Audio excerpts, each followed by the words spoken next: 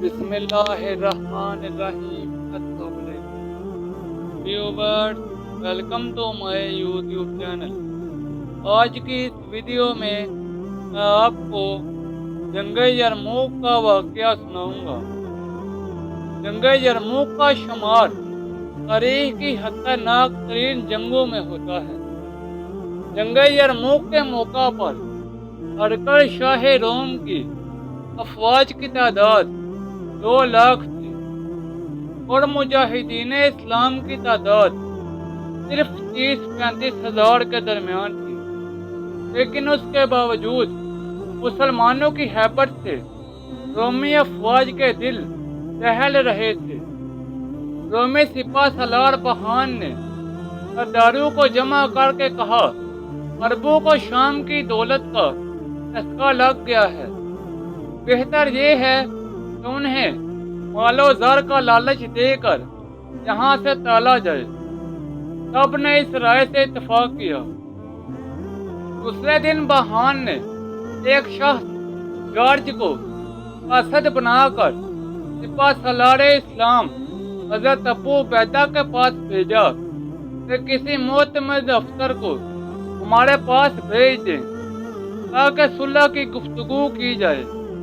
حضرت ابو عبیدہ نے حضرت خالد بن ولید رضی اللہ تعالیٰ عنہ کو سفیر بنا کر بھیج دیا۔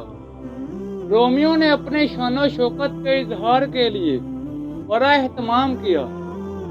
راستے میں دور دور تک مسلح سواروں کی دو رویا صفیں کھڑی کر دیں۔ یہ تمام سوار کرتاپا لوہے میں غرق تھے۔ حضرت خالد بن ولید رضی اللہ تعالیٰ عنہ ان کے درمیان سے گزرتے ہوئے انہیں نہایت بے پرواہی اور حقارت کی نظر سے دیکھتے جاتے تھے، جیسے شیر بکریوں کی جانب دیکھتا ہے۔ بہان کے خیمے پر پہنچے تو اس نے نہایت پرتپاک استقبال کیا اور خیمے کے اندر لے جا کر احترام کے ساتھ اپنے برابر بٹھایا۔ مترجم کے ذریعے سے گفتگو کا آغاز ہوا۔ بہان نے کہا، ہمارا بادشاہ تمام بادشاہوں کا شہنشاہ ہے۔ مترجم الفاظ پورے ادا نہیں کر پایا تھا کہ حضرت خالد بن ولید رضی اللہ تعالیٰ عنہ نے بہان کو روک دیا اور کہا، تمہارا بادشاہ ایسا ہی ہوگا، لیکن ہم نے جس کو سردار بنایا ہے، اگر اس کو ایک لمحے کے لیے بادشاہ ہونے کا خیال آ جائے تو ہم فوراً اس کو معزول کر دیں۔ اس کے بعد بہان نے جاہ و دولت کا ذکر کر کے کہا، تم لوگ جو کہ دنیا میں تم سے زیادہ کوئی قوم جاہل، وحشی اور بے سر و سامان نہیں، ہم پر حملہ کرنے کا حوصلہ کر کے یہاں آئے ہو، ہم اس پر درگزر کرتے ہیں، بلکہ اگر تم یہاں سے واپس چلے جاؤ تو انعام کے طور پر سالار کو 10,000 دینار، افسروں کو 1,000 اور تمام سپاہیوں کو 200 دینار عطا کیے جائیں گے۔ حضرت خالد بن ولید رضی اللہ تعالیٰ عنہ نے جواب میں حمد و نعت کے بعد فرمایا، بلا شبہ تم دولت مند ہو، مالدار ہو، صاحب حکومت ہو، اور یہ بھی سچ ہے کہ ہم نہایت محتاج، تنگ دست اور ہنہ بدوش تھے۔ ہمارے ظلم و جہالت کا یہ عالم تھا کہ قوی کمزور کو پیس ڈالتا تھا، قبائل آپس میں لڑ کر برباد ہوتے تھے۔ ہم نے بہت سے خدا بنا رکھے تھے اور ان کو پوجتے تھے، اپنے ہاتھوں سے بت تراش کر ان کی عبادت کرتے تھے، لیکن اللہ تعالیٰ نے ہم پر رحم فرمایا اور ایک پیغمبر بھیجا جو خود ہماری قوم سے تھا اور ہم میں سب سے زیادہ شریف، زیادہ فیاض اور پاک تھا۔ اس نے ہمیں توحید سکھائی اور بتا دیا کہ اللہ کا کوئی شریک نہیں، وہ بیوی اور اولاد نہیں رکھتا، وہ بالکل یکتا اور یگانہ ہے۔ اس نے ہمیں حکم بھی دیا کہ ہم اسلام کو دنیا کے سامنے پیش کریں۔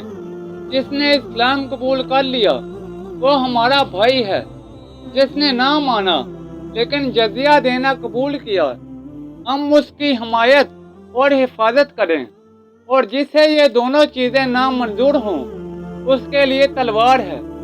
خواہان نے جزیے کا نام سن کر ننھی سانس بھری اور اپنے لشکر کی طرف اشارہ کر کے کہا، یہ مر کر بھی جزیہ نہ دیں گے، ہم جزیہ لیتے ہیں، دیتے نہیں۔ یہ سنتے ہی حضرت خالد بن ولید رضی اللہ تعالیٰ عنہ اٹھے اور باوقار انداز میں چلتے ہوئے واپس آ گئے۔ اس کے بعد دونوں فوجوں میں زبردست جنگ شروع ہو گئی اور مجاہدین اسلام نے قلیل تعداد میں ہونے کے باوجود رومیوں کو شکست فاش دے کر یرموک پر فتح و نصرت کا پرچم لہرایا۔ اس جنگ میں 1 لاکھ سے زیادہ رومی قتل ہوئے اور مجاہدین اسلام میں سے صرف 3000 شہید ہوئے۔ ویورز، یہ تھے ہمارے اسلاف کہ جن کا نام سن کر کافر و مشرک کانپ جایا کرتے تھے۔ اللہ تعالی ہم سب کو اپنے اسلاف کے نقش قدم پر چلنے کی توفیق عطا فرمائے۔ ویورز، یہ تھی میری آج کی ویڈیو۔ نیچے کمنٹ سیکشن میں بتائیں کہ آپ کو میری آج کی ویڈیو کیسی لگی۔ اس ویڈیو کو اپنے دوستوں اور رشتہ داروں کے ساتھ زیادہ سے زیادہ شیئر کریں۔ مزید ایسی ویڈیوز کے لیے میرے یوٹیوب چینل کو لائک اور سبسکرائب کر دیں۔